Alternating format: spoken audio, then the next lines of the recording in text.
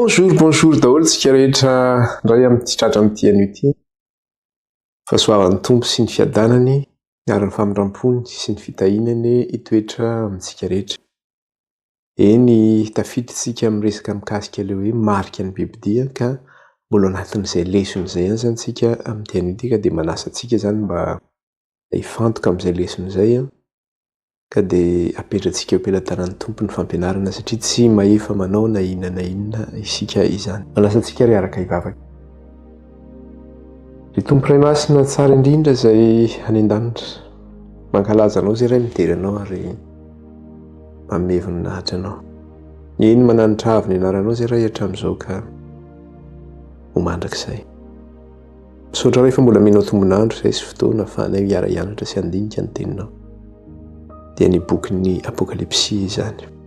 Eny Jehovah'Andriamanitra iray mangataka aminao izay aoka re ilay fanahinao mahery no hiasa amin'ny fahafenoana anatinay ka izy no mampianatra anay ny fahamarinanao. Satria tsy efa anay na amin'ny fahalalànay na amin'ny fahendrenay ny mamoaka ny famohan-kevitry ny faminaniana fa amin'ny alalan'ny fanahinao irery ihany.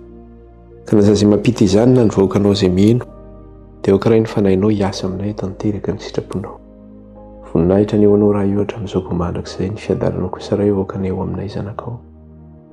Eny Andriamanitra iray izay miara-mivavaka eto dia mpanao tsy mahasoeny ary tsy mahatoky anatrehanao, tsy manana fahamarinana dia kely aza. Ary izany indrindra ny ambenanay mbavaka isan'andro mba handrano foanay ary hanafahanao anay amin'ny fahalemena sy ny tsy fananterahana rehetra. Ka raha nisy nataonay indray tamin'ity anio ity, tamin'ny andro lasa ka mety mbola tsy nifonanay na tsy tsaroanay, tamin'ny fiteninay na fisainanay na fitondrantenanay ka ratsy teo anatrehanao. Dia fonanay aminao zany indray mamindrafo aminay mamela ny heloka irenao. Ary raha misy fahalemena malaky mahazo anay na tsy resinay dia mihery izay tompo andresenay ny fakapanahy. Araka ny tenin'ny apôstôly Paoly manao izy ny afaka amin'ny tenan'ity fahafatesany'ity Kristy rehefa maty ny solovonao aho. Ka dia mangataka izay Jesosy io afao izay satria tsy hainay ny mandresy izany na minirinay na nitanjakay fa amin'ny alalanao irery ihany. Araka ny teninao manao hoe hoetiny zovako ziogako fa maivana izany. Ka aoka Jesosy io ilay zoganao no hoetinay. Aoka ianao novelonao anatinay fa tsy izay tsy novelona. Aoka nilerahanao anadio sy anasanay na afaka anay amin'ny fahotanay sy ny tsy fahamarinanay rehetra. Ary aoka ny fanahinao hampianatra anay ny fahamarinanao hanokatra ny fonay sy ny sainay mahataranay ny sitraponao. Fa ilay devoly Satana kosa izay miodiody mierona mitady izay ho rapany, izay anakorotana anay, tsy hainoana izao fampianarana izao, anakorotanana anay amin'ny tokantranonay, amin'ny fahasalamanay, amin'ny mpiarabelona aminay. Ilay devoly Satana izay manafika anay amin'izao fampianarana izao dia ilay vonona noho ny amin'ny rahany zanak'ondry sy amin'ny fofonay tsy manan-kery tsy manam-pahefanana dia kely aza. Amin'ny anaran'i Kristy. Lasa ny afo mandevina Satana sy ny asany rehetra. Tsy manana anjara aminay izao fampianarana izao na ny fitaovana izay ampiasaina. Hifandraisana amin'izao fampianarana izao amin'ny anaran'i Kristy.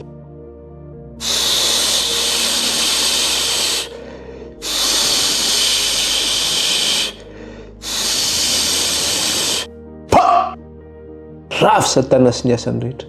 Ny amin'ny rahany Kristy sy amin'ny fofonay tsy manan-kery tsy manam-pahefanana aminay tsirairay avy. Tsy manan-kery tsy mananjara amin'izao fampianarana izao na dia kely aza. Dia raina mandrakizay ny anaranao raha karaha ny anaranao mena voninahitra ny ianao. Dia aoka ray ny fanahinao ny tantaninay ho ambarina rehetra. Ary marina nafaka anay tsy handevo. Ary ireo izay mitaraina aminao andro manalina raha io. Ny amin'ny olana izay misy eo amin'ny fiainany, na ara-pahasalamana io, na amin'ny resaka asa io, na tokantrano io. Dia meteza raha io enivavaka ny ianao any an-danitra ny ka mindra foka aoka raha io. Hiditra an-tsehatra ny ianao. Fa tsy jery ny vahoakanao. Mijaly, mitaray, mamindrafo amin'izy ireo Andriamanitra. Meteza raha efa nenivavaka ny ianao any an-danitra. Dia mitenena raha efa voninkaino izay vahoakanao amin'ny anaran'i Kristy. Amen. Iroso aritsika ny amin'ny lesona. Ny lesona izay nianarantsika fara moa dia efa tafiditra izany tsika tamin'ilay resaka hoe marika ny bibidika. Raha miresaka ny marika ny bibidia io izany tsika dia izao io izany tsy resaka fotsiny hoe endrika ara-pivavahana na hoe andro ivavahana fa amin'ny endrika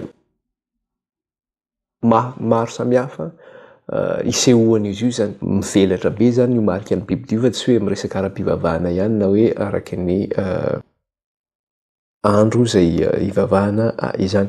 Ka ny zavatra nresantsika farany zany dia niresaka tsika mikasika ilay hoe aukisme. Io aukisme io zany dia nivoaka avy any États-Unis izy io ary efa tafiditra amin'ny fotom-pisainan'izao tontolo izao izy io satria efa tena tafiditra eo anivon'ny société. Dia inona moa ilay aukisme zany fa io zany le resaka hoe atsofoka zareo anatin'ilay hoe justice sociale.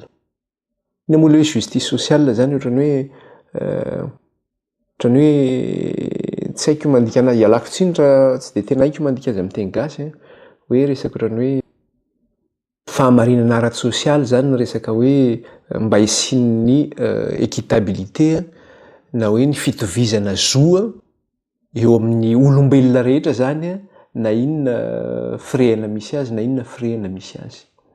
Zay zany hoe mba tsisy fanavakavahana mikasika an'izay zavatra zay.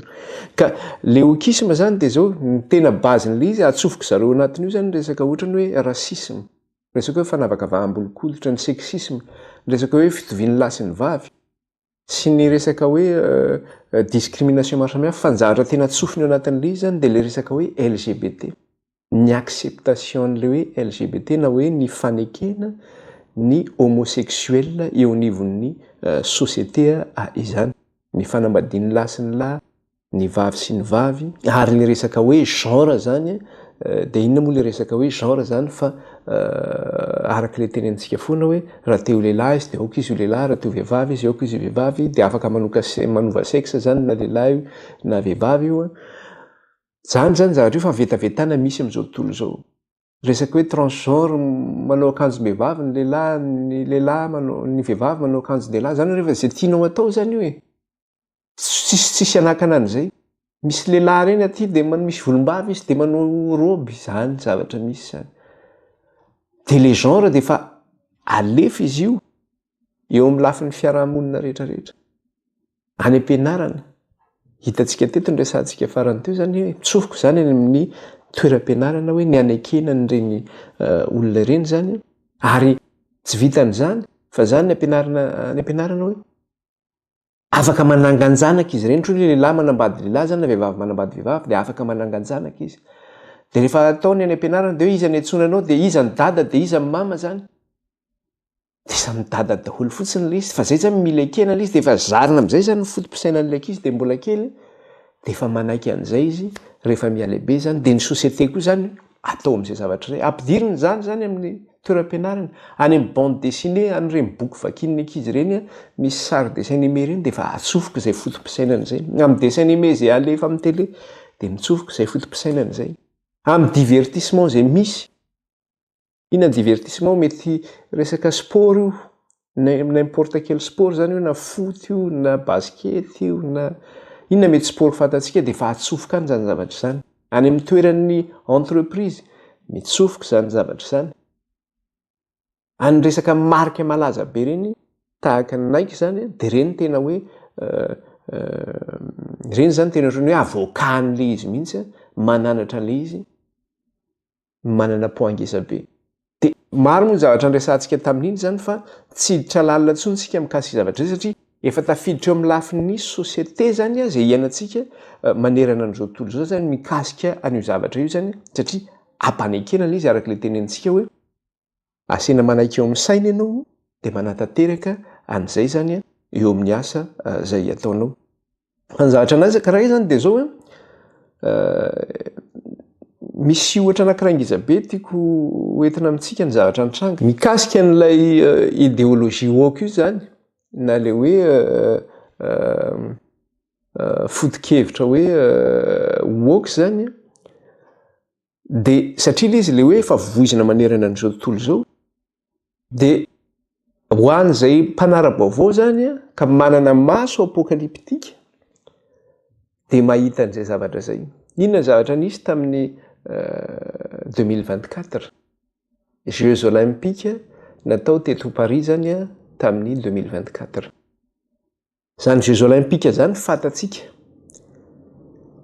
ho an'izay manana maso apokalyptika fa ny jeux olympiques zany hoe raha vao miteny ianao le hoe le olympique avy amin'le teny hoe olympe ka io olympe io a tempolon'ny Zeus izy io tempolon'ny Zeus izy moa Zeus de izy zany ny andriamanitry ny Gentlis izy ary io zany no andriamanitry ny andriamanitra ho zareo io zany le bean'ny andriamanitra rehetra raha vao bean'ny Gentlis teo amin'ny mythologie grecque zany de teny hoe zany Zeus zany ny hoe andriamanitry ny andriamanitra de raha nianatra tsika ny boky ny apokalipsy tamin'ny resaka hoe fanenjehana ara-pivavahana nianatra ny Smirna tsika nianatra ny Pergamos tsika de teo amin'ny Pergamos tsika nahita ny lesona mikasika le hoe teo amin'ny toerana izay nahafatesany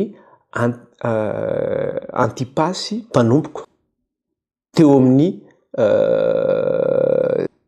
toerana nisy an'ny Satana ozy izy de taizany namonoana iny Antipasy raha tadiditsika tsara teo amin'ilay trôninan'ny Zeus teo amin'ilay trôninan'ny Zeus zany na seza fiandrianan'ny Zeus misy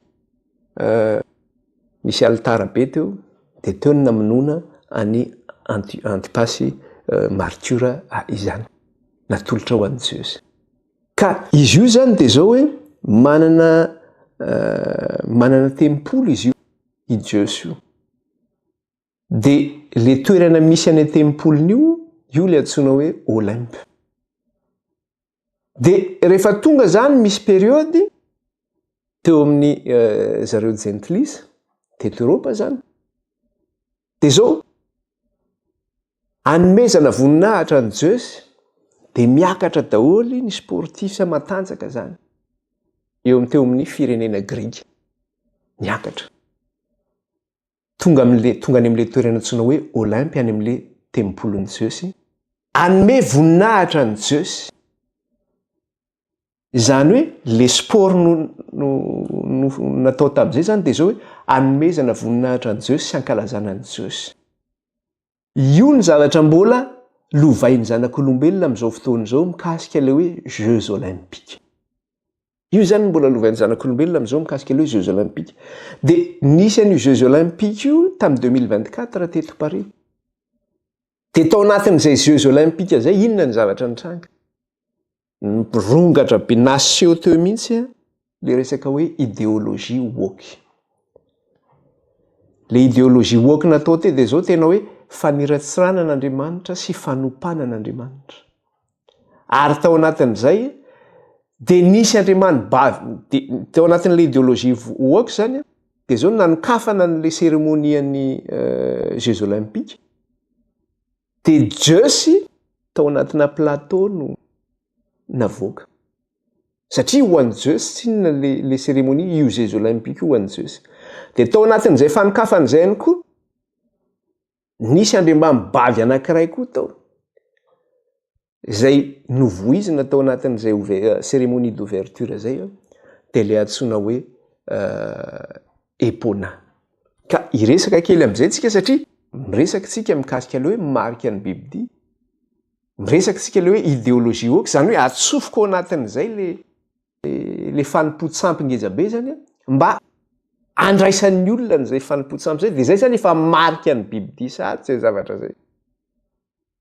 de inona ary ny zavatra nitranga tamin'ity scène d'ouverture n'le Jeux olympiques ity de ho hitatsika eo le hoe fanompana an'Andriamanitra zany sy faniratsirana an'Andriamanitra rehefa nisokatra le cérémonie de inona ny zavatra nitranga toerana ngezabe anankiray zany teo de nataony nisy mpanao sary hosodoko malaza tena malaza zany na peintre malaza zany hoe considéré ohatrany hoe génie tsy hoe ohatrany fa tena hoe un génie zany ny considérena anazy de le hoe peintre hoe Léonard de Vinci malaza be zany eto Europa ary ny tableauany zany vidina amina million tena lafo be mihitsy ny tableauany de io peintre io nanao sary hosodoko izy de ny sary hosodoko izay nataony le sary latabatry ny tompo de Jesosy eo ampovoany zany de ireo mpianany aoriana zany hoe alohan'ny nahafatesan'ny Kristy de nanao fandraisana nanasany mpianatra izy hiara hanao pasika tamin'ny farany dia iny zany le hoe la sainte seine ny fitenenana. Dia rehefa nataony ny sary hosodoko iny dia malaza be zay sary hosodoko zay. Rehefa nanokatra ny cérémonie ny Jeux olympiques ara zany reto organisateur ny Jeux olympiques. Dia inona ny zavatra nataony zareo teo? Parodian'le sainte seine nataony teo zany. Zany hoe sarin'ilay latabatry ny tompony nataony teo fa parodie. Zany hoe copie nataony zany fa faniratsirana no nataony teo. Dia eo amin'le latabatra zany nataony le latabatra. Dia izy daholo zany le mpianatra eo aoriana zany. Misy karazan'olona be dia be eo aoriana. Izy daholo ireo karazan'olona ireo. Misy sary alefako eo dia hitantsika le sary. Hitantsika eo ny transgenre. Transgenre zany le resaka le ohatrany hoe drag queen reny zany le vehivavy, le lehilahy manao drigy be, manao lokomena be, dia manao sara akanjo mitanjaka sy ny sisa sy ny sisa. Ao ny travesti, ao ny homosexuel, ao ny lesbienne. Dia io moa le teneniko teo hoe ataony zareo mitovy amin'le akambany eo koa le resaka le hoe volokoditra zany atambany eo dia misy mainty eo dia misy fotsy eo. Dia zay mety fomba ho ataony zareo zany. Zany hoe izao tontolo izao amin'ny fahafenona zany dia inona moa le sary asehony amin'izay fa le hoe le vivre ensemble zany no asehony amin'izay zavatra zay. Dia eo ampovoan'ireo rehetrarehetra reo zany misy vehivavy eo zany dia misy manao ohatran'ny couronne be eo alohany eo zany. Faniratsiranan'i Kristy ohatran'ny hoe Kristy zany io fa le vehivavy maniratsira eo. Dia misy plateau eo zany dia sakafo zareo. Dia rehefa sakafo zany izy dia miainga le plateau ana sakafo dia izy eo anatin'le plateau. Misy fleur zany eo manodidina le plateau dia ao anatiny misy olona ao anatin'io plateau. Dia Zeus mitanjaka ny eo anatin'le plateau. Zany hoe io zany ny sakafo hohanin zareo. Zeus. Zany hoe fandraisana ny Zeus le izy zany. Zay nge le hoe Jeux olympiques fanomezam-boninahitra ny Zeus. Dia jereo fa zavatra mahatsiravana zavatra n'izao tontolo izao le izy. Dia ny olona zany mijery an'ilay izy dia ohatrany hoe zavatra banal fotsiny le izy. Fa zay le hoe mila maso apokalyptika ianao satria fidifuzena zany na hoe fanaparitahana ilay fomba n'izao tontolo izao. Fanaparitahana ny sampin'izao tontolo izao, ny sampin'ny Zeus sy le idéologie wokiste ho raisiny rehetra zany. Efa fametrahana sady le marika ny Biblia zany zay zavatra zay. Ary tsy vitan'izay fa atao anatiny. Dia io zavatra miseho zany dia zao hoe tena hoe fahavetavetana zany io anatrehan'Andriamanitra.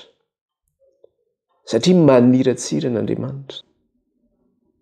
Satria ny sary nalainy zareo dia le sary n'ilay fandraisana fanasan'ny tompo nataon'i Jesosy niaraka tamin'ny mpianany dia ny zavatra nataony zareo zavatra fahavetavetana sahala amin'izay. Fa tena manao défi amin'Andriamanitra mihitsy zany izy mikasika ny zavatra zay. Zay zany ny lafiny anankiray mikasika ilay cérémonie. Misy lafiny anankiray koa teo amin'ilay cérémonie.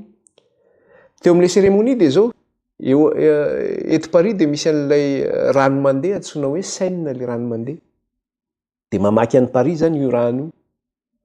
Dia ny zavatra nataony zareo ny sous-marin zay alefany ao anatin'ilay rano. Dia eo ambonin'ilay sous-marin misy soavaly mécanique zany. Le sous-marin zany tsy hitanao fa le soavaly mécanique eo amboniny hitanao. Dia mandeha eo ambonin'iny rano iny zany le soavaly mécanique. Dia misy vehivavy mitaingina le soavaly mécanique. Dia cheval d'argent zany io, soavaly volafotsy zany izy io. Dia mandeha zany izy, mandeha le soavaly zany eo ambonin'le Seine iny, mandeha mamakivaky an'i Paris iray manontolo. Io zavatra io nefa faly ny olona nahita an'ilay izy. Kanefa iza io inona ny hevitra n'ilay hoe vehivavy mitaingina ny soavaly mécanique io mandeha amin'io rano io zay hitan'ny olona rehetra, hitan'izao tontolo izao rehetra.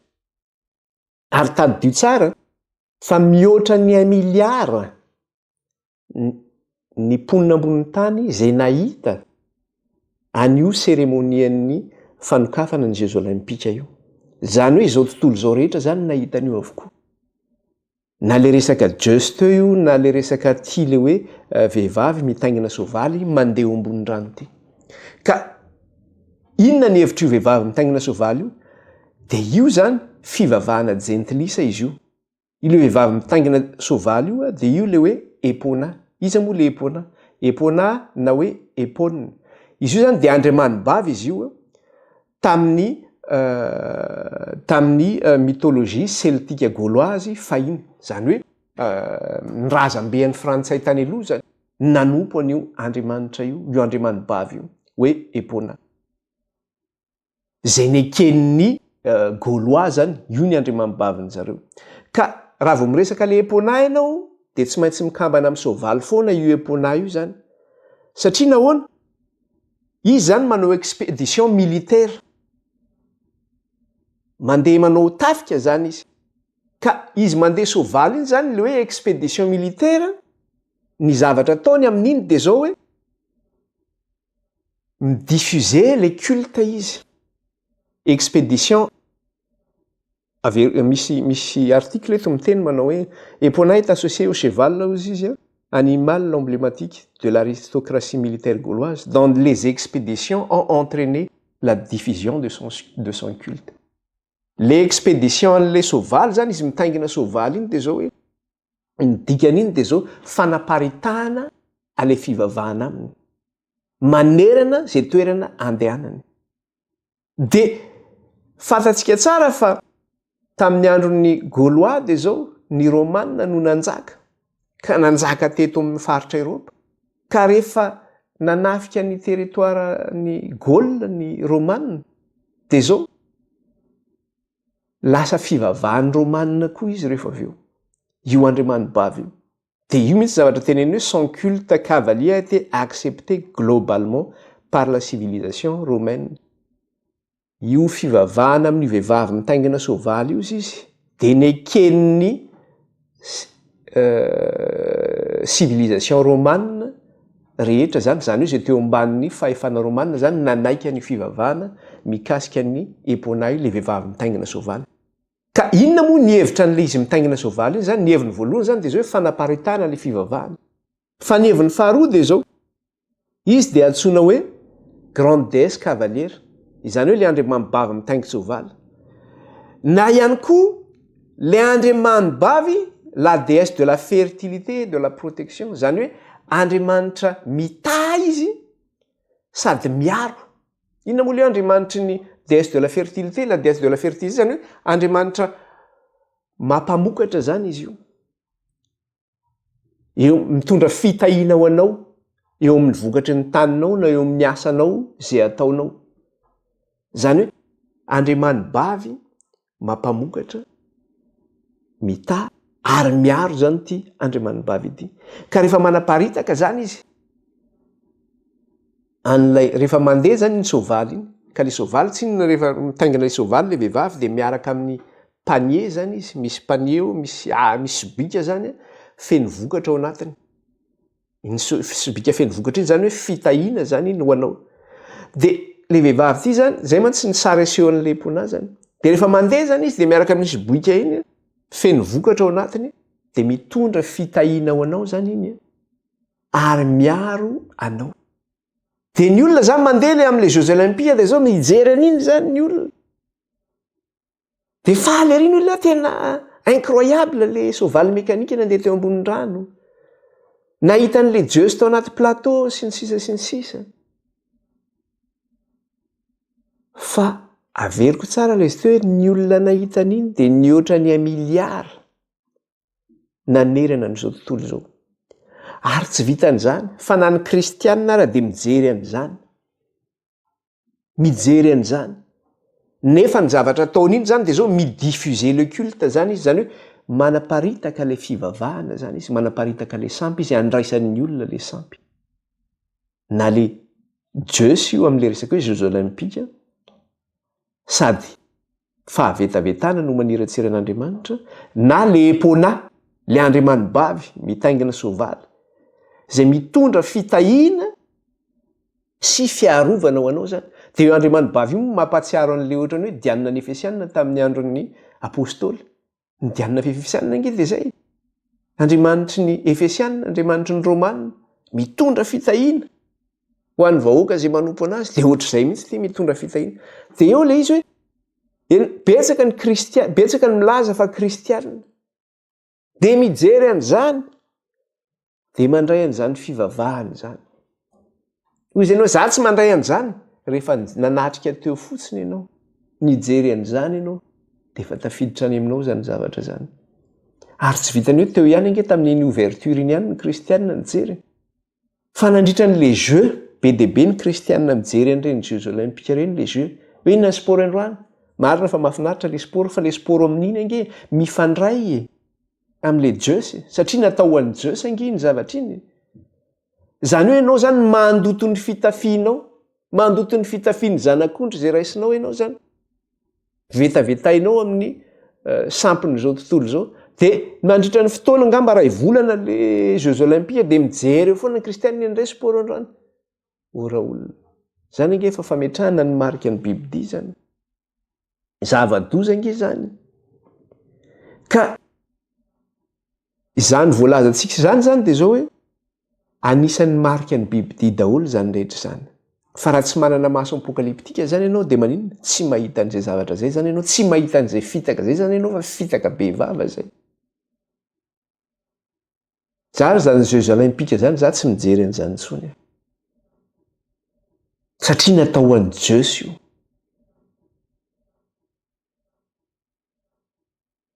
natao an'ny andriamanitry ny jentilisa io ary satana ny ao ambadika an'io satria ny tempolon'ny jeus zay namonoana any antipasy de antsoina hoe toerana zay misy an'ny satana zany hoe ipetrahan'ny satana zany hoe satana mihitsy zany no andrandraina somena voninahitra de ianao mijery an'iny nefa ho an'ny satana iny zavatra iny zay ny amin'iny fa jerindratsika hoe inona indray ny ohatra hafa mikasika an'ilay hoe marika ny bibidia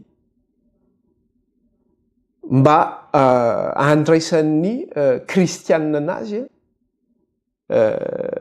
na ihany koa hoe zao tontolo zao satria satana ange tsy kely lalana miasa ny fomba rehetra zany miresaka zao tsika ohatrany hoe miresaka tsika ny am'resaka hoe miasa sabotsy zany ianao ny toeram-piasana manerana n'izao tontolo zao presque miasa sabotsy na metaontsika mety hoe indray mandeha isaky ny herinandro ary ny isaky ny ray volana ary presque miasa sabotsy daholo ny toeram-piasana ny andro aladiny ny andro tsy asana fa zany andro vao miasa fotsiny ianao ny asa sabotsy de inona ny dikan'izay mandray ny marika ny bibidia zany ianao satria manitsaka ny sabata ianao ny fety rehetra zay atao misy fomba n'izao tontolo zao misy karazany ireo ary ny eglizy moa zany de efa zao hoe efa napiditra an'ireny ho ao am-piangonana mba ifandraisany am'izao tontolo zao efa ndresantsika teto foana zany fa tsy resaka be am'izany tsika resaka noely sy ny fomba petin'izao tontolo zao maro samihafa resaka Halloween zavatra maro samihafa sy zay fombafomban'izao tontolo zao maro samihafa reny zavatra reny zany rehefa manao an'ireny tsika maha kristianina tsika de zao tadidio fa efa fandraisana ny mariky ny bibidia koa zay ny resaka hoe maloto sy ny madio hoe manavaka ny maloto sy ny madio manahoana ny fitafiana kristianina maontina madio mendrika firifiry milaza kristianina am'izao fotoana zao nefa manao akanjo fitanjahana mampiseho fitanjahana aoka ozy izy ny fitafianareo tsy tahaka ny zavatra ety ivelany tahaka ny firavaka fa toetra miafina ao am-pozy izy io lamodin'izao tontolo zao io zany am'ny resaka hoe akanjo zay tsy manome voninahitra an'Andriamanitra na resaka firavaka na resaka makiazy amin'ny maha kristianina tsy tokony manao an'izany ianao fa aoka ho maontina ianao tahaka izany ny tafian'ny vehivavy fahiny tahaka izany ny lehilahy fahiny ny sakafo hohanina rehefa tsy manana discernement ianao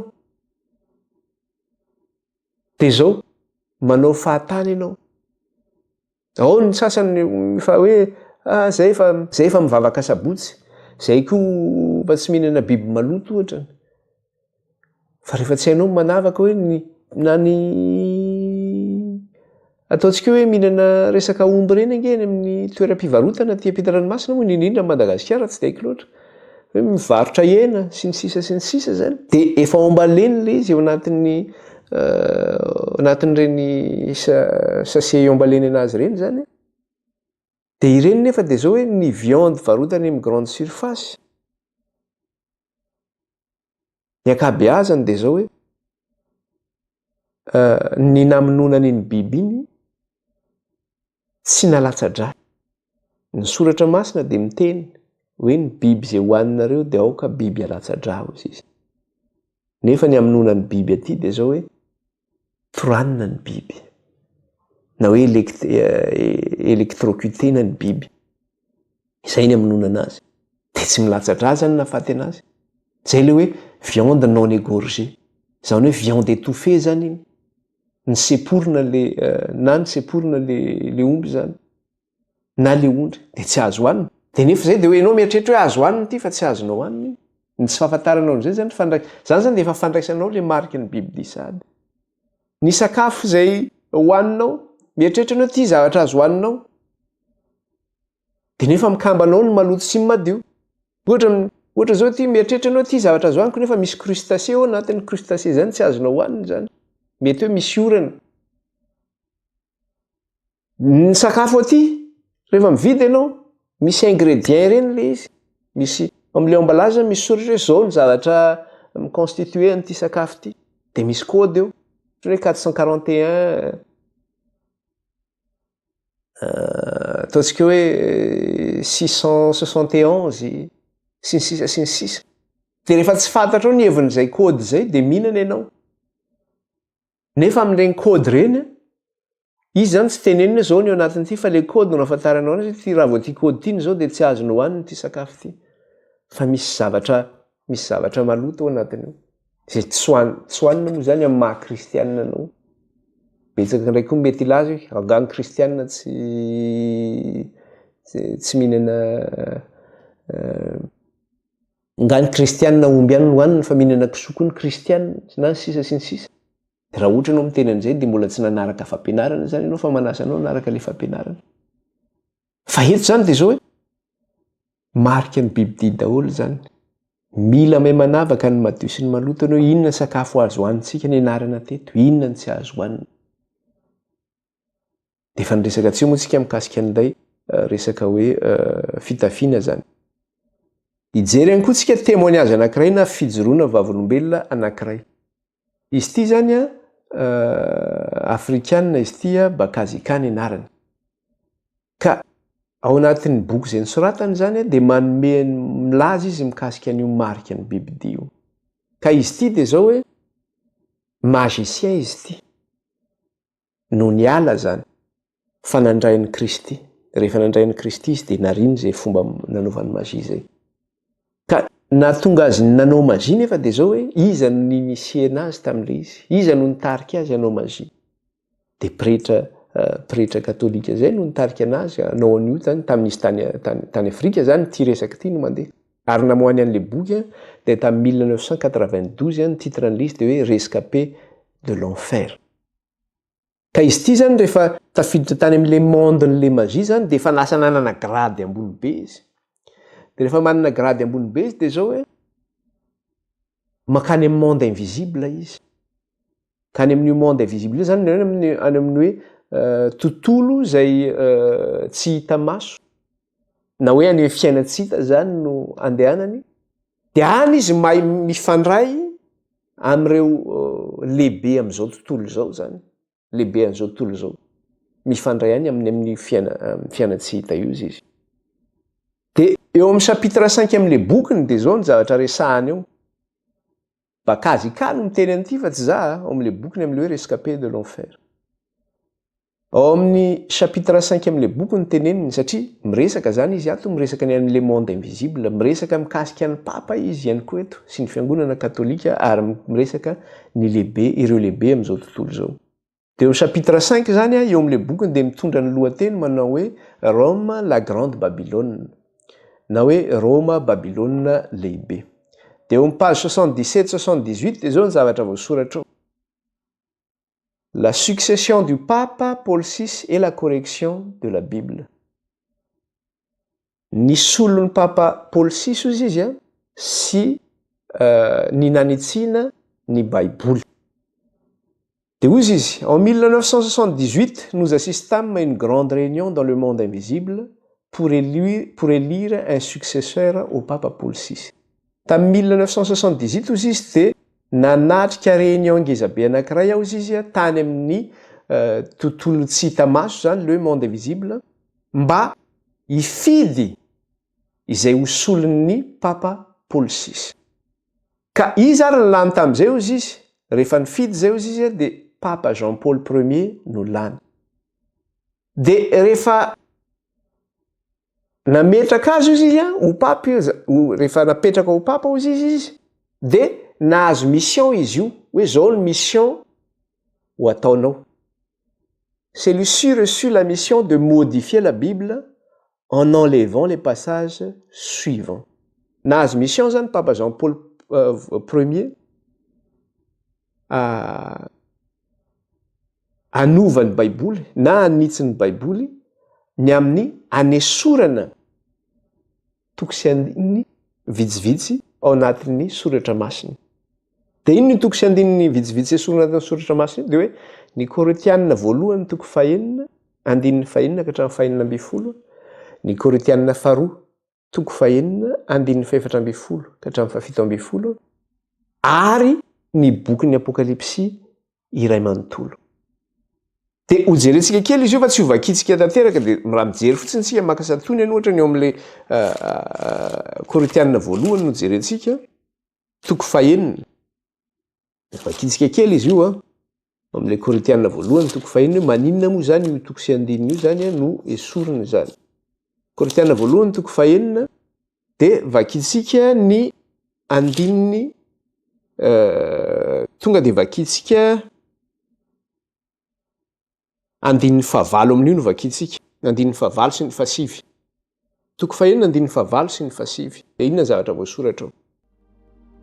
Kanjo ianareo indray no manao izay tsy marina ka manambaka na dia niralahanareo aza, moa tsy fantatrareo fa ny olona tsy marina tsy mba handova ny fanjakan'Andriamanitra.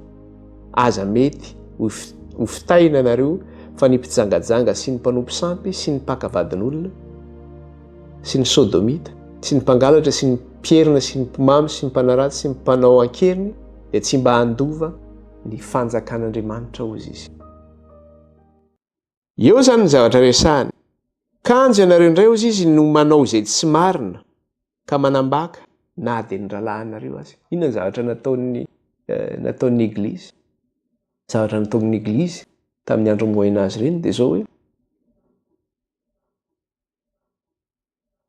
manao ankeriny izy ny amin'ny fakana vola amin'ny vahoaka.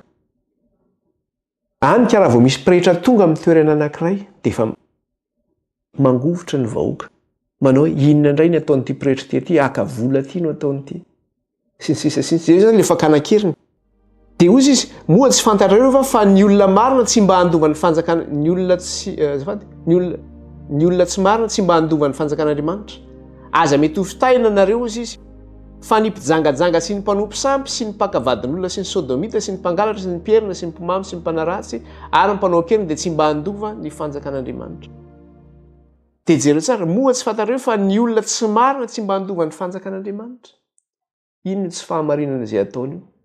Izy le maka ankeriny io, ny zavatra ataonareo tsy handovanareo ny fanjakan'Andriamanitra ozy izy. Dia toy izany izy rehefa avy eo amin'ilay andininy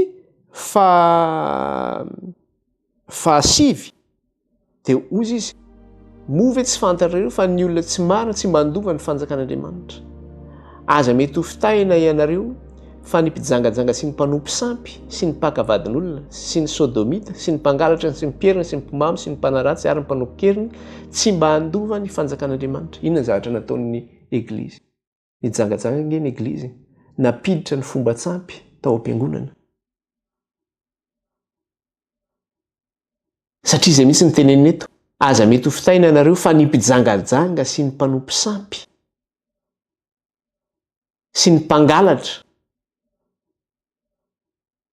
dia zao tsy mba handova ny fanjakan'Andriamanitra zavatra nataon'ny Eglizy zany napiditra ny fijangajangana izy io fanompo-tsampy io mivavaka amin'ny sary vongana ny fijangajangana izay nataony napiditra ny fomba ny jentilisa tao am-piangonana ny fivavahana amin'ny Maria ny fiankofana amin'ny pretra na ny papa izay tsy azo atao zany fa amin'Andriamanitra irery ihany. Zany fijangajangana daholo zany dia nesoriny ilay izy satria nahoana manadiso anazy izay zavatra zay. Ny fanompo-tsampy manadiso anazy zay satria miankohaka amin'ny sary vongana ny olona manadiso azy zay. Dia ary ambany koa izy mbola teneniny eo amin'le eto moa izy miteny inona koa mbola teneniny amin'le 1:10 hoe sy ny mpangalatra sy ny mpielina sy ny mpimamy sy ny mpanaratsy sy ny mpanao ankelina tsy mba handova ny fanjakan'Andriamanitra. Dia eo ambony izy mitany hoe sy ny sodomita hozy izy. Ny sodomita le resaka hoe homosexuel nge hoe ny sodomita homosexuel zany hoe rarana zany zavatra zany nefa ny amin'ny sosiete iainantsika amin'izao fotoana izao zany ekena zany zavatra zany dia foanana ilay izy hoe sorina anatin'ny soratra masina zany zay zavatra zay satria tsy handovan'ny fanjakan'Andriamanitra zay manao an'izay zavatra zay. Dia izay moa zany ny zavatra resahana io dia farany angamba no resahako etỳ amin'le 13:10 zao izy dia ozy izy manao hoe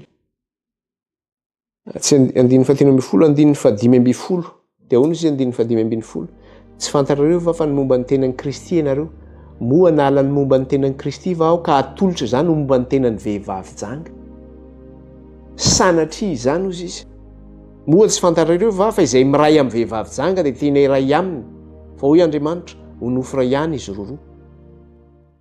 Izay miray amin'ny vehivavy janga ozy izy dia nofo ray aminy nefa ianareo tenan'ny Kristy nefa ny Eglizy nampijangajanga ny vahoaka dia esoriny izay zavatra zay. Esoriny zany izay zavatra zay. Aty amin'ilay Korintianina faharoa ihany koa raha jerentsika kely ilay izy. Inona ny zavatra resahana amin'ilay Korintianina faharoa 9:4 ka hatramin'ny 7:10. Korintianina faharoa 9:4 ka hatramin'ny 7:10. Dia ahoana ozy izy aza mety asiana zioga tsy atonina anareo hikambanana amin'ny tsy mino ozy izy fa inona ny raisan'ny fahamarinana sy ny fahotana ary inona ny ombonany mazava sy ny maizina inona ny arahan'ny Kristy amin'ny Belialy ary inona ny raisan'ny anjarany mino amin'ny tsy mino inona ny kambanan'ny tempolin'Andriamanitra amin'ny sampy fa isika ny tempolin'Andriamanitra vela araka nataon'Andriamanitra hoe oniny eo aminy aho sy andeha eo aminy ara-Andriamaniny aho ary izy oloko koa mivoa eo aminy ianareo ka misy raha moa Jehova aza manendry izay zavatra tsy madio fa izao ary izao dia handray ianareo. Inona ny kambanan'ny mino amin'ny tsy mino inona ny kambanan'ny sampy sy ny tempolin'Andriamanitra inona ny kambanan'ny Kristy sy Belialy nefa zany nataon'ny Eglizy zany nanambatra an'izay izy ny fomba jentilisa nampiarahany amin'ny fomba ara-pivavahana ary ampianariny eo am-piangonana mihitsy zany ny fampianarana izay hoentiny dia fampianarana tsy avy amin'ny soratra masina fa fampianaran'ny Eglizy fotom-pampianaran'ny Eglizy zany hoe mampijangajanga ny vahoakan'Andriamanitra izy mampihina ny enina naterina tamin'ny sampy ho an'ny vahoakan'Andriamanitra izy dia normalina be zany hoe esorina zany izay zavatra zay. Dia indrindra moa fa ny bokin'ny Apokalipsy iray manontolo izay nianarantsika teto midénoncer ny zavatra zay tsy mety ataony dia esorina zany izay zavatra zay. Zay miincriminer anazy zany na mikondamner anazy dia foanana izay zavatra zay. Et zao mbola toizany eo no anatin'ilay izy. En outre, il devait travailler à former une unité avec tous. Ny zavatra zay nampanaovina ny Jean-Paul Ier zany dia zao hoe tokony hanao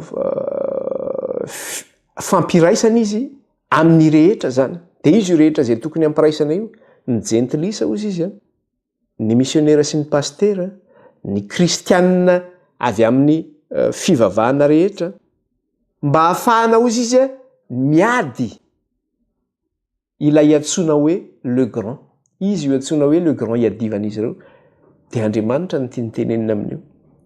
Dia ozy izy c'est ce mouvement d'unité que l'on appelle aussi œcuménisme. Io firaisana io zany na ivondrona zay nasena nataony Jean-Paul Ier io zany, io le antsoina hoe œcuménisme. Fitambaran'ny fivavahana rehetra miaraka amin'ny jentilisa zany. Ary normalna be zany satria fa nandray ohatra tamin'izany tsika amin'izao fotoana izao satria tanteraka zany hitatsika zany. Inona le congrès farany zay noentin'ny Papa François iny? Teo daholo ny fa misy 60 pays 60 pays ny représenté teo ny amin'ny fomba mpivavahana maro samihafa niaraka teo. Ary nisy zato teo nisy karazana délégation zato koa zay teo. Normalna be nge zany zavatra zany tanteraka arabaky teny le izy zany. Fa ny zavatra nisy anefa dia ty nanaiky anao ny mission fe Jean-Paul Ier sady tsy nanao. Tsy nety izy. Izy tsy nety hanova le baiboly. Dia rehefa tsy nety nanova le baiboly izy, mikasika an'le hoe analan'ny apokalypsia, analan'le voasoratra amin'ny Korintianina teo. Dia zao nosoratany eto hoe c'est ainsi que Lucifer le jugea incompétent et l'élimina de la terre des vivants. Le monde eut beaucoup de prétextes pour justifier sa mort. Satria any amin'le fiainatsita zany rehefa makany amin'ny fiainatsita ianao dia izy any lehibe any amin'ny fiainatsita. Satana angeny lehibe any. Dia any daholo zany ireo lehibe an'izao tontolo izao ireo. Dia tany ty magicien ty ary ny papa koa tao. Hany zany zareo no mivory mifidy an'izay zavatra zay. Dia rehefa tsy nanao an'izay mission zay zany Papa Jean-Paul Ier dia zao ozy Satana hoe incompétent ianao. Dia novonoina izy niala tamin'ny toerany velona. Ary ny nahafatesan'ny Jean-Paul Ier dia zao hoe samy miteniteny daholo ny olona hoe zao no nahafaty azy, zao no nahafaty azy fa tsisy nalala zay tena nahafaty azy fa ny tena nahafaty azy. Satria tsy nety nanao le mission izy dia novonoina teto amin'ny toerany velona. Dia jereo tsara ny faharetan'ny Papa Jean-Paul Ier. Afrina ny Papa Jean-Paul Ier no nijanona Papa, ray volana fotsiny. Lany Papa izy ny 26 août 1978, maty izy tamin'ny 28 septembre 1978. Ray volana sy roa andro fotsiny izy ny teo zany, tsy naharitra ela izy. Dia rehefa maty izy, dia izy no nandimby azy. Jean-Paul II no nandimby anazy. Ary Jean-Paul II dia nanaiky hanao an'izany mission zany. Ary rehefa nanaiky hanao le mission Jean-Paul II, araka ny voalaza tetsy ambony dia zao.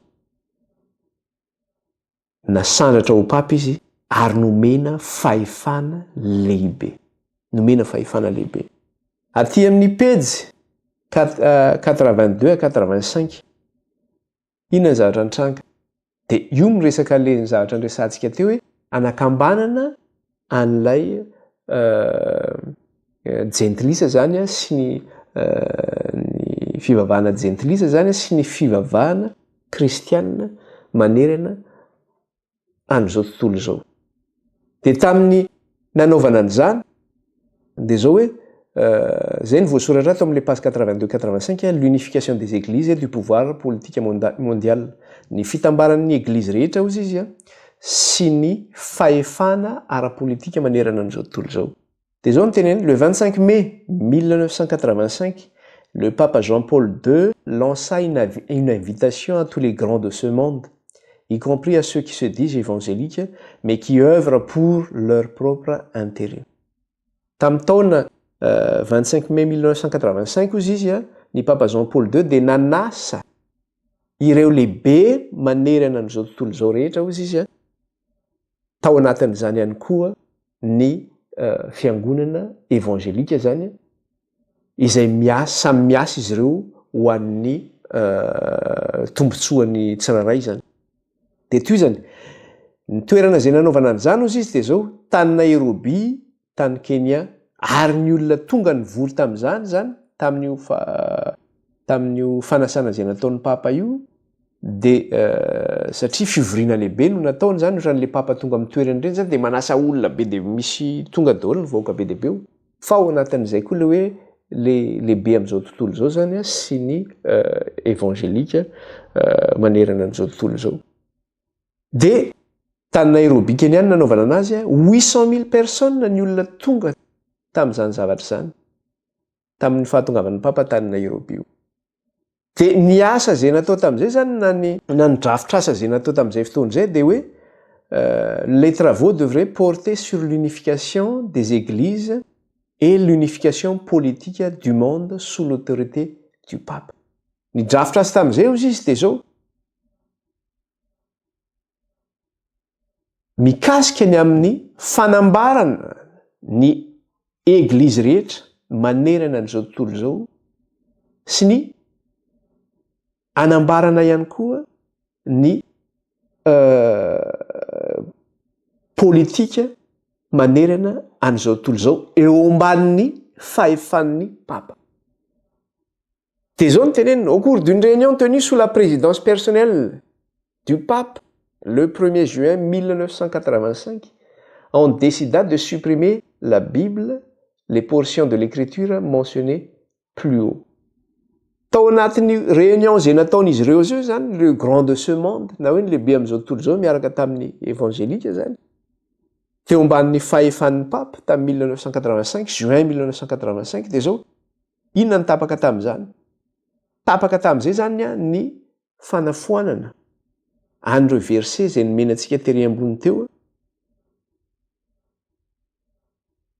kasika le Korintianina voalohany sy ny Korintianina faharoa iny ary mikasika ny amin'ny bokin'ny apokalipsia zany.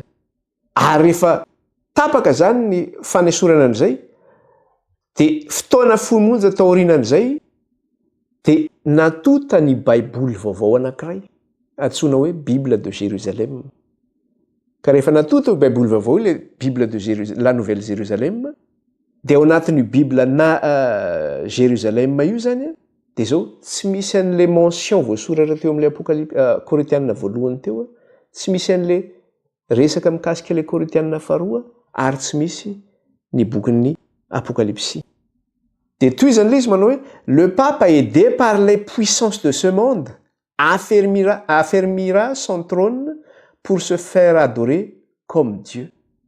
Ny papa ozy izy izay nitohanany reto fahefana manerana zao tontolo izao reto dia zao ny sandratra teo amin'ny seza fiandrianana izy ho iankohofana tahaka an'Andriamanitra ozy izy. Ary tamin'izay fotoana zay dia zao inona ny zavatra nitranga tamin'ny fotoana io? Ny filoha ny présidentny Russie Gorbatchev tamin'izay ny présidentny Russie dia zao hoe izy tsy inona ny fandray tamin'ny papa dia izy no nandresy lahatra ny firenena rehetra zany anaraka ny papa. Nandresy lahatra ny firenena rehetra anaraka ny papa ary vokatra izay zavatra nataon'izy ireo zay dia teo nge nampianjan'le hoe mur de Berlin. Ary rehefa navita an'izay asa izay Gorbatchev satria inona moa ny tena nampifandray zao tontolo zao tamin'izany vanim-potoana zany hoe nisy fifandraisana dia ny fiandreran'le mur de Berlin zany hoe misy sinina lehibe zany ny fianjaran'io mur de Berlin. Vokatry ny fianjarana io dia zao ny s'est rangé derrière ny papa daholo zao tontolo zao. Dia vokatra n'izay zavatra nataon'ny Gorbatchev zay satria voatary ny firenena rehetra anaraka ny papa dia nahazo prix Nobel mihitsy izy satria hoe izy zany no tompon'antoka tamin'ny isan'ny asa nampiandrarana ny mur de Berlin fa zay ny hitan'ny olona aty ivelany fa ao ambadika misy hevitra apokalyptika ao ambadika dia nomena mihitsy izy prix Nobel de la paix tamin'ny octobre 1990. Des hommes le Tuzan le pape est en train de persuader tous les chefs d'État du monde entier à adopter une ligne de conduite conforme à ses projets. Nandresy lahatra ozy izy ny filoham-panjakana rehetra manerana zao tontolo zao zany ny papa mba hanaraka ny projeny zany iny filohan'ny mpanjakana manerana zao tontolo zao ary ho an'ny firenena mahantra indray dia ahoana ny fomba nandraisen'ny papa lahatra zany de ozy izy c'est grâce à ces richesses que Vatican réussira à imposer sa volonté à tous les pauvres et à tous les pays dont l'économie est en difficulté. Ho an'ny pays mahantra indray zany de ny aren'ny Vatican no entiny manampy an'ireny firenena mahantra reny afahany mandresy lahatra azy mba ise ranger ao arinany ireny firenena mahantra ireny izany. Ka tao anatin'ity boky ity zany de zao misy zay zany mikasika an'iny zany satria mandeha le étape zany satria inona ny zavatra etapitsika teo hoe nisy mission zany nasiana nampanaovina ny Jean Paul II. Nanaiky izy an'izay mission zay de nisy succession na zavatra nitranga zany teo. De rehefa aty aoriana zany de zao ao anatin'le boky any misy titre manao hoe Antichrist et la marque de la bête. De zao ny zavatra teneniny le 29 août 1985 fut rédigé sous l'autorité du pape ces articles qui justifient les faits prévus dans l'Apocalypse 13, 16, 18. Tamin'ny 29 août izy 1985 de zao nosoratana ozy izy teo ambanin'ny fahefan'ny papa ces articles. Ka io ces articles io izy de zao manamarina ny zavatra voalaza ao amin'ny Apokalypsy toko 17 andininy 4 ka hatramin'ny 7. De inona re zavatra voasoratra amin'ny Apokalypsy toko 17 andininy 4 ka hatramin'ny 7. De hovakitsika kely izy io fa zavatra ao anatin'le lesontsika mihitsy mikasika anazy io. De zao ny tenena andininy 17 ka hatramin'ny andininy 4 ka hatramin'ny 7. Ary ny olona rehetra na ny kely na ny lehibe na manan-karena na ny malahelo na ny tsy andevo na ny andevo dia ampandraisy ny marika eo amin'ny tany anakavanana na eo amin'ny andriny avokoa mba tsy hisy azo hividina hivarotra fa tsy izay manana ny marika dia ny anaran'ny bibidia na anisan'ny anarany. Indro ny fahendrena aoka izay manan-tsaina anisanisan'ny bibidia fa anisan'ny olona izany ary 960 no isany. Zany hoe nisy ces articles zany navoaka teo ambanin'ny fahefan'ny papa. De le ces articles io zany de zao miresaka ny tia marika ny bibidia ity zay ampandraisana ny mponina ambony tany ny marika ny bibidia na ny isan'ny anarany ozy izy fa zay tsy mandray ny marika ny bibidia ozy izy na ny isan'ny bibidia na ny isan'ny anarany de zao hovonona ho faty izy. Ary ny isan'ny bibidia de zao 960 no isan'ny bibidia.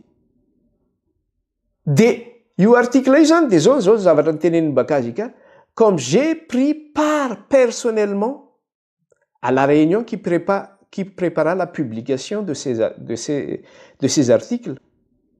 Je vous donne ci-après la traduction de la liste de ces articles extraite du procès verbal de cette réunion signée du pape Jean-Paul II. Zao izy nanatrika ny réunion izy Bakazika ny amin'ny famoahana an'ilay ces articles zany sy ny nandikana izany. De io ces articles io izy de zao ny procès verbal io de zao ny papa Jean-Paul II no nanao signature an'ilay izy. Fa zao tapitra ny fotoanantsika tsy ampy eo am-pelantanana. Fa amin'ny lesona manaraka zany tsika de ny zavatra resahantsika de zao hiresaka an'io ces articles io tsika. Satria le ces articles zany de miresaka mikasika le hoe fandraisana ny marika ny bibidia. Araka le teneny teo averiko tsara le izy teo. Ahoana ozy izy? Ary ny olona rehetra na ny kely na ny lehibe na ny manan-karena na ny malahelo na ny tsy andevo na ny andevo dia ampandraisy ny marika eo amin'ny tany ankavanana na eo amin'ny andriny avokoa mba tsy hisy azo hividina hivarotra fa tsy izay manana ny marika dia ny anaran'ny bibidia na nisan'ny anarany. Indro ny faindrena aoka izay manan-tsaina nisanisan'ny bibidia fa nisan'ny olona zany ary 960 no isany. Zany hoe io ces articles io zany de zao io le fampandraisana ny marika amin'ny mponina ambonin'ny tany. De ny isan'ny bibidia ozy izy na ny isan'ny anarany ozy izy de firy zany isan'ny anarany zany 960. Iresaka an'io zany tsika miresaka manaraka hoe inona ary ty article ty zany zay tenen'ny Bakazika mikasika zay hoe ampandraisana ny mponina ambonin'ny tany an'ilay marika ny bibidizany. Ivavakantsika marina fotoana fa tapitra ny fotoanantsika tsy ampitsy ny ampelantanana. Ivavakantsika. Jehovah-Andriamanitra iray io mankalaza anao izay midera anao ary manome voninahitra anao. Eny mananitra avy ny anaranao izay rehetra amin'izao komandrakizay.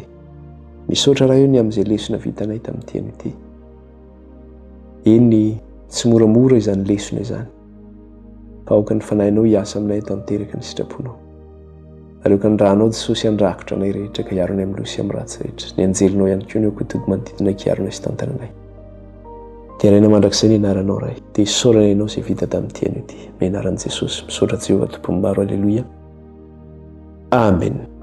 Dia manao velomantsika ny tenako amin'ny anaran'i Jesosy tompo. Baibai daholo.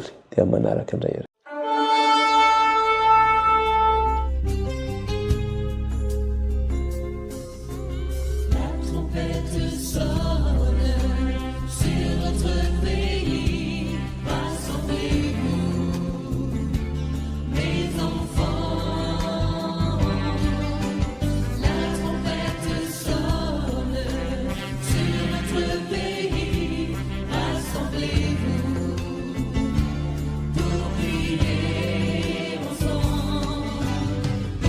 She